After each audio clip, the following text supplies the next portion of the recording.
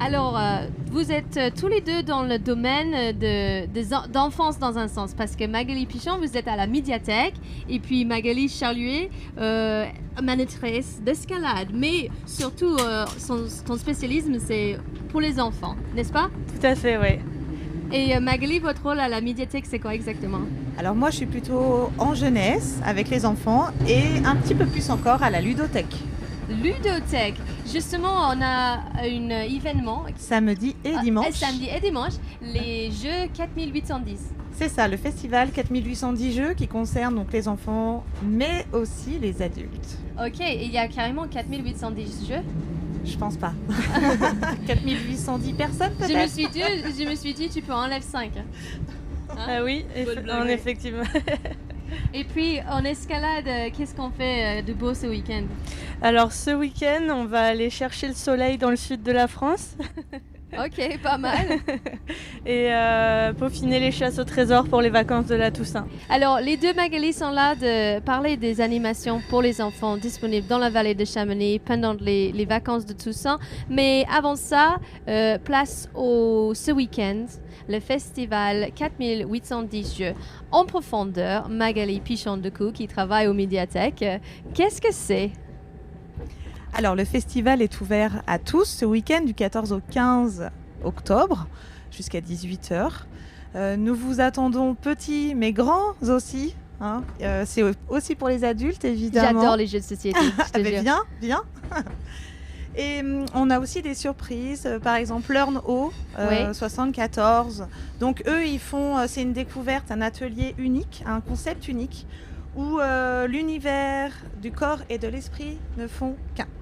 Ok. Donc il faudra allier les deux pour pouvoir s'en sortir.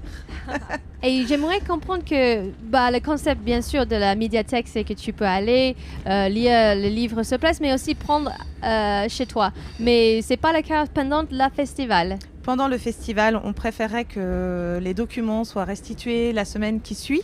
Il va y avoir beaucoup de monde, enfin j'espère en tout cas. Et pour nous, c'est plus facile, même pour les usagers, de pouvoir rendre leurs documents plus tard. On sera indulgente s'il y a du retard. Quel type de jeu de société on peut trouver? Alors là, il va y avoir donc pour tous les âges. Il y aura un coin pour une salle pour les petits, donc on va dire de 0 à 3-4 ans, où ce sera plutôt du jeu d'imitation, des Capla, des Macformers, des choses comme ça. Et après, on aura des jeux de société, de 5 à 7 ans, avec les associations de la FJEP qui seront là pour aider, ainsi que les filles de la médiathèque. Après, nous aurons des cartes à collectionner avec Yu-Gi-Oh, Magic, qui seront là aussi pour l'initiation. Yu-Gi-Oh revient?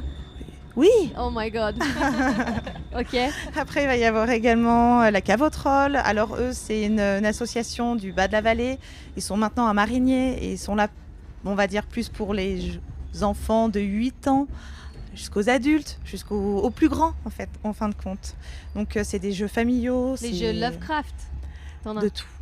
Il y aura vraiment de tout. Ok, voilà, pas mal. pour tout le monde. Des jeux en bois, des jeux géants.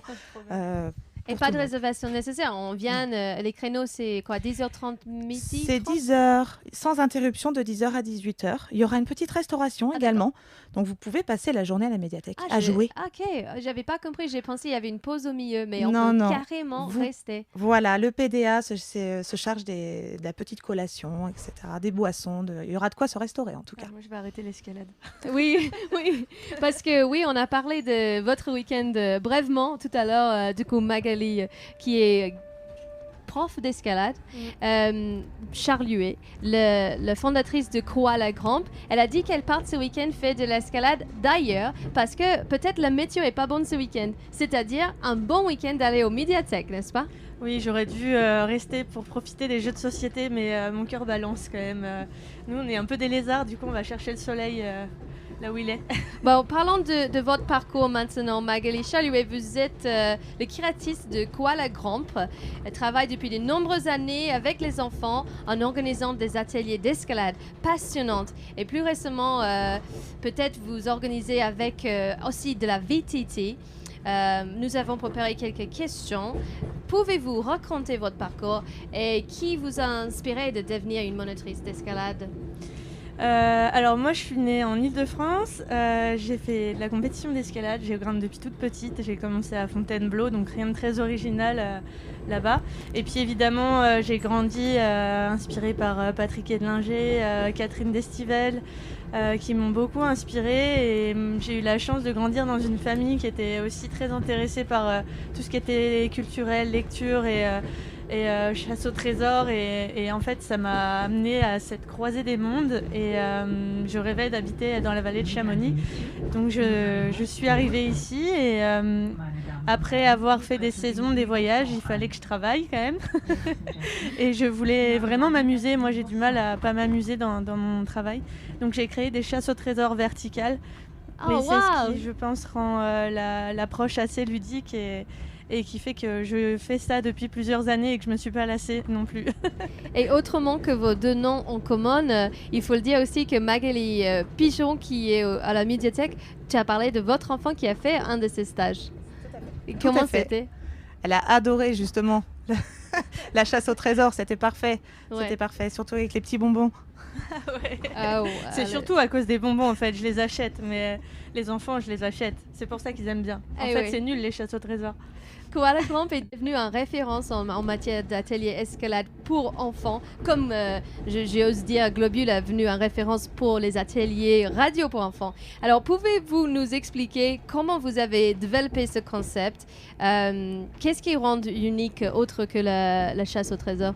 Eh ben, en fait, ce qui rend unique Koala Cramp, je dirais que c'est l'approche extrêmement ludique. On change de falaise tous les jours, donc les enfants sont amenés par leurs parents sur des sites différents, et puis on essaye de leur apporter beaucoup de contenu de sécurité et peu technique, je dirais, mais nous on veut vraiment qu'ils s'amusent, et on a créé des petits carnets de niveau un peu sur le modèle des carnets de ski pour qu'il y ait un vrai suivi et une envie de revenir évidemment, et voilà, tout tourne autour des enfants. Et c'est pour les enfants de quel âge? Alors, ça commence à 4 ans et ça va jusqu'à 99 ans. Mais ouais, on les prend assez petits parce que finalement, ils ont très tôt envie de grimper et ça permet de créer des vocations. J'ai plein de gens qui m'envoient des photos après à Paris, à Lyon. Ça y est, on les a inscrits en club et c'est vraiment génial de transmettre une passion comme ça.